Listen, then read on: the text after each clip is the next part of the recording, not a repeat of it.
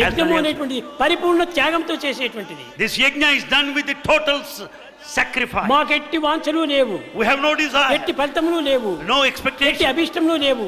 nothing whatsoever. కేవలం లోక కళ్యాణం కోసమే, It is for the welfare of the humanity. సర్వుల యొక్క ఆనంద క్షేమం కోసమని, Everybody should be సర్వులు happy. పరిపూర్ణ హృదయులు కావాలని, Everybody should be total. అలాంటి పరిపూర్ణ హృదయులు అయ్యే నిమిత్తమై ఈ యజ్ఞం ప్రారంభిస్తున్నాం. In order to make everybody happy and blissful, దేశంలో the క్షామం అంతా rituals వచ్చింది, performed. దేశంలో కరువు అంతా వచ్చింది.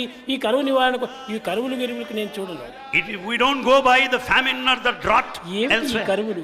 What is ఇవన్నీ this? వస్తుంటాయి పోతుంటాయి. They come and go. ఇలాంటి అల్పమైనటువంటి భావాలకు నేనేమాత్రము ప్రయత్నించను. Bhagavan doesn't give any kind of scope for such narrow ఏది things. చేసినా శాశ్వతమైనటువంటిదిగా చేయాలి.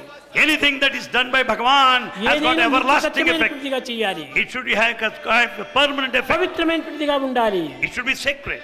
ప్రాప్తిని కలిగించేటువంటిదిగా ఉండాలి. And it should make you deserve. కనుక రేపటి దినము ఈ యొక్క ఉపనిషత్తు యొక్క తత్వము, Tomorrow, the nature of Upanishad దీని యొక్క అంతరార్థమును కూడాను and inner significance. మీరు విందురుగాక. Bhagavan will speak to us along these lines.